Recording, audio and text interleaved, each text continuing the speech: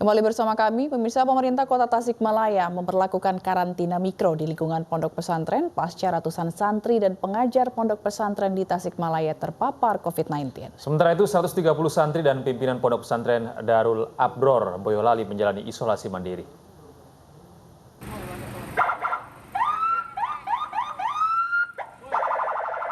...21 mobil ambulan dikerahkan untuk mengevakuasi 96 orang santri dari salah satu pondok pesantren di Tasikmalaya, Jawa Barat. Puluhan santri terpapar COVID-19 ini akan menjalani isolasi mandiri di salah satu hotel dan rumah sakit Dewi Sartika. Selain santri, 52 tenaga pengajar juga terpapar COVID-19. Total sebanyak 380 santri dan pengajar terkonfirmasi positif COVID-19. 228 diantaranya menjalani isolasi mandiri di pondok pesantren. Pemerintah Kota Tasikmalaya memperlakukan karantina mikro di lingkungan pondok pesantren untuk mencegah meluasnya penyebaran COVID-19. 380 yang sudah jelas itu positif dan kita bagi nanti pengaturannya kemarin itu di Dewi Sartika dan Pron dan yang ada di karantina mandiri. Itu kita lakukan menjadi karantina mikro. Ya, yang sekarang sedang digalakkan oleh kita. Saya sudah menyampaikan pada mereka bahwa untuk sementara ini pesantren tidak boleh ada yang keluar dan masuk ke dalam lingkungan itu. Klaster pondok pesantren juga terjadi di Boyolali, Jawa Tengah. Sebanyak 130 santri dan pimpinan pondok pesantren Darul Abror, Kecamatan Karanggede, menjalani isolasi mandiri.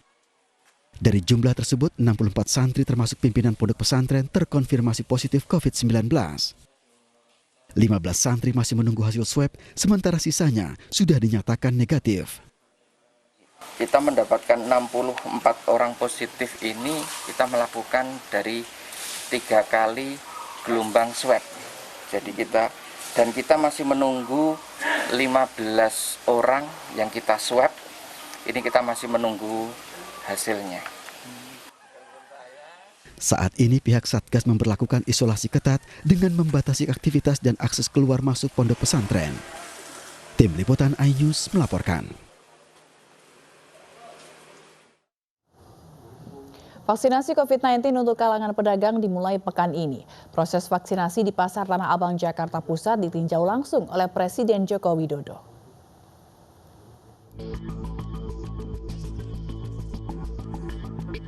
9.791 pedagang Pasar Tanah Abang masuk dalam daftar penerima vaksin. Pedagang yang menerima vaksin sebelumnya mendapatkan kupon dari PD Pasar Jaya dan Kementerian Kesehatan. Kupon memuat waktu pelaksanaan vaksin, lokasi hingga berkas yang harus diikutsertakan. Tahap vaksinasi para pedagang yang dimulai hari ini menargetkan 1.000 hingga 2.000 pedagang. Presiden Joko Widodo memantau proses pemberian vaksin di lantai 12 Pasar Tanah Abang. Hari ini kita lakukan di Pasar Tanah Abang. Tadi bisa kita lihat semuanya berjalan dengan baik. Manajemen lapangannya sangat baik. Kita harapkan para pekerja publik, selain publik, baik itu aparat keamanan, para pedagang pasar, wartawan, atlet, tidak bekerja di toko dan mall, semuanya akan divaksinasi. Vaksinasi terhadap pedagang di Pasar Tanah Abang akan dilaksanakan selama 6 hari ke depan. Vaksinasi khusus pedagang merupakan vaksinasi tahap kedua setelah sebelumnya tahap 1 diberikan kepada petugas dan tenaga kesehatan. Dari Jakarta, Tim Liputan iNews melaporkan. Pemerintah melakukan program vaksinasi nasional secara berkala dalam beberapa tahapan. Untuk tahap 1 telah berjalan lebih selama 1 bulan.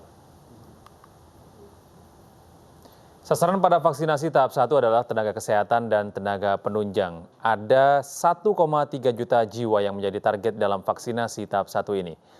Periode vaksinasi tahap 1 telah dimulai sejak Januari lalu, masih berjalan saat ini hingga nanti April 2021. Untuk vaksinasi tahap 2 telah dimulai pada Rabu di Pasar Tanah Abang, Jakarta. Secara umum, vaksinasi tahap 2 memiliki sasaran pekerja publik dan lansia. Target dalam vaksinasi tahap 2 mencapai 38,5 juta jiwa. Periode vaksinasi tahap 2 dimulai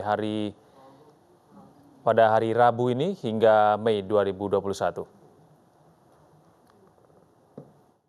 Peringatan bagi warga yang menjadi sasaran vaksin namun menolak, pemerintah telah menyiapkan sejumlah sanksi. Dengan dasar hukum Perpres nomor 14 tahun 2021, pemerintah menyiapkan sanksi pencabutan bantuan sosial. Sementara untuk warga DKI Jakarta bisa didenda hingga 5 juta rupiah.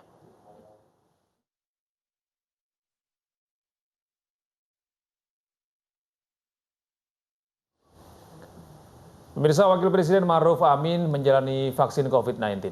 Vaksinasi dilakukan setelah keluar izin vaksinasi bagi lansia.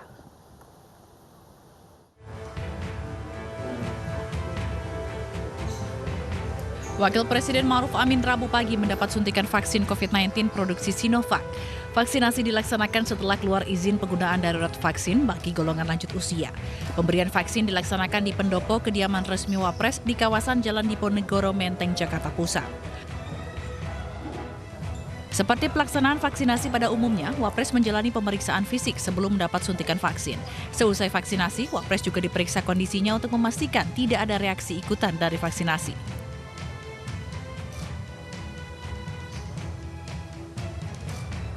Saya sudah divaksin, alhamdulillah tidak ada masalah, tidak sakit, tidak ada rasa pusing, tidak ada, biasa-biasa saja.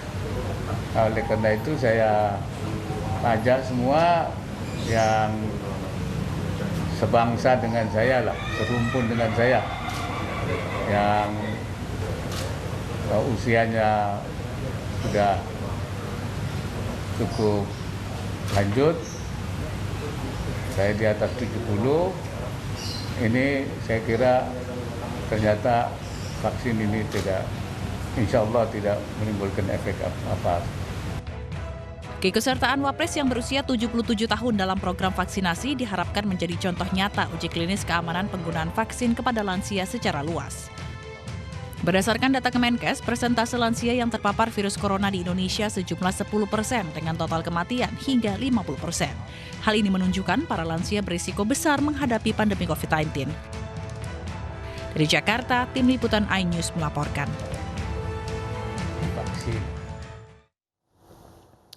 Pemirsa, saat lagi Fazila Khair Indonesia masih akan kembali dengan informasi dari mancanegara. Zila, informasi apa yang menjadi sorotan Anda pada pagi hari ini?